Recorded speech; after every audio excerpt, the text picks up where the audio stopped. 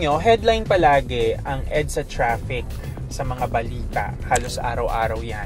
Nakakanood kayo ng mga live traffic updates sa EDSA Orense, Guadalupe, at sa lahat ng major thoroughfares ng Metro Manila. At alam naman din nating lahat kung gaano kahirap ang pagko-commute, hindi ba? At gaano karaming oras yung nakakain sa pagko-commute pa lang. Sa EDSA na nga lang ang masakit na biruan dyan my forever. Kaya ang tanong, may pag-asa pa bang masolusyonan ang traffic sa EDSA? Dahil kahit ako, nasa stress na. Muli nating pag-usapan ang mga big topics while in short drives kasama ang mga eksperto. Ako po si Makoy Dubs and I am your designated driver.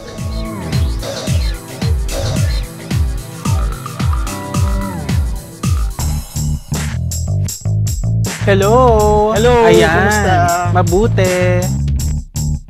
Ganda ng pag-uusapan natin for this episode because we will talk about the traffic situation here in Metro Manila, and this is a very timely discussion. Kasi araw-araw natin pinaghihirapan, pinagdudusahan yung traffic. Kahit anong mode of transport mo, mapakotse ka man o mapa-jeep, pare-pareho yung nararanasan natin. Ira, sa tingin mo, ano ang mga dahilan kung bakit traffic sa Pilipinas? Yeah, una tayong dalawa yon kasi nakakotse tayo.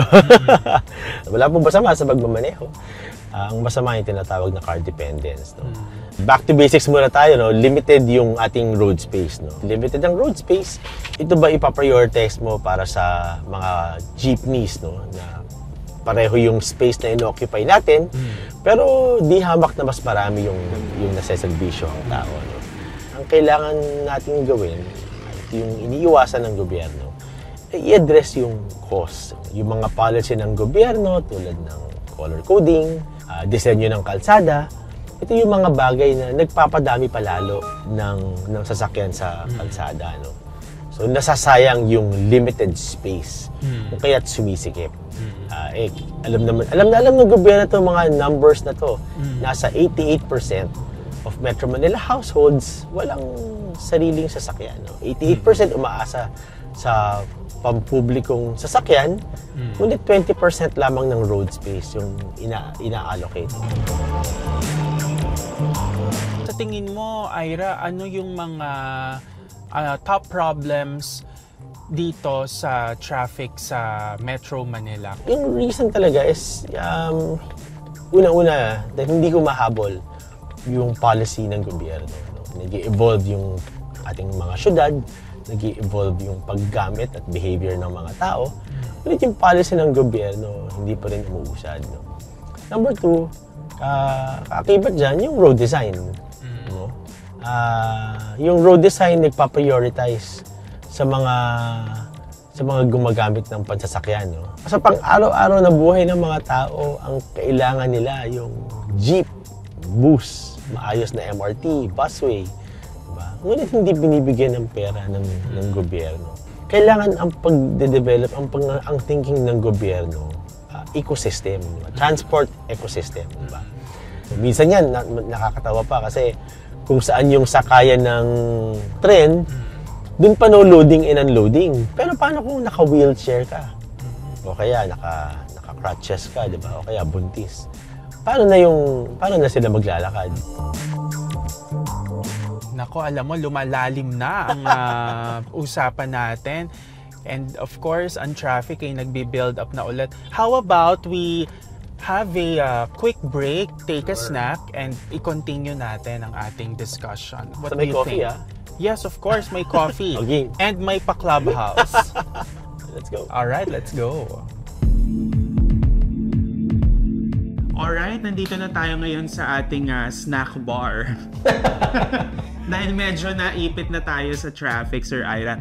Pero now, going on with the discussion, sapat or kamusta ba ang mass transportation dito sa Metro Manila? Kulang na kulang. Pag tinanong natin yung mga nakita natin kaninang nag-aabang sa labas, pag tinanong mo sila, anong problema? Sabihin nila sa'yo, kulang, walang masakyan. Kaya napakataas ng car dependence. Ano yung mga tinitingnan natin ng mga short-term and long-term solutions sa traffic? Una nandyan yung bicycle lanes to. Ang dapat nating pagtingin dito kasi, kailangan ma-shift natin yung mga tao from riding private vehicles. No? Kailangan mabawasan yun para lumawag yung daan. Kailangan din mapaganda yung public transportation talaga. Kasi meron mga long-term na projects, no? Yung mga train, yung mga MRT-7, LCR, subway. Walang masama dyan, pero that's in 10 years pa. Pero kailangan yung magawa na tayo today. I-introduce ng bike lanes, motorcycle lanes. Nakita naman natin yung ginhawa na dinudulot ng EDSA busway. Kanina kasi talagang alam mo naman ang rush hour, no, dito sa Metro Manila. So, I think marami pa tayong pag-uusapan, Ira. Balik tayo sa kalsada at magmasid-masid. Yung mas mahirap, to be honest, is yung political will. Yung mga prescribed na changes, yung mga progressive na policies, dun medyo nasa-shock yung mga tao.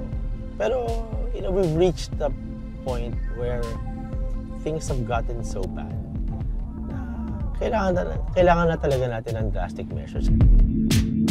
Ira, maraming salamat sa iyong oras at mga binigay na mga insights and knowledge. Maraming salamat sa oras na binigay mo. Thank you for the ride. Kung 1 o 2 oras ang ginugugol sa pagmamaneho dito sa EDSA, sayang naman paano pa kayong mga commuter na I am sure hindi lang 2 oras ang pinamamalagi sa kalsada para bumiyahe sa araw-araw. Sayang din sa productivity. And my 2 cents there is that kailangan talaga natin ng long-term solution para maibsan ang traffic sa Metro Manila. Traffic na lang ba forever? Huwag naman sana, Hay nako, alam ninyo, isa na namang big issue at topic ang ating napag-usapan at nabigyan ng solusyon. Ako po muli si Makoy Dubs. Thank you for listening. Sana nag-enjoy kayo. I will be your designated driver hanggang sa susunod na ride. Sana naman wala na traffic, Kanya pa tayo nag-drive.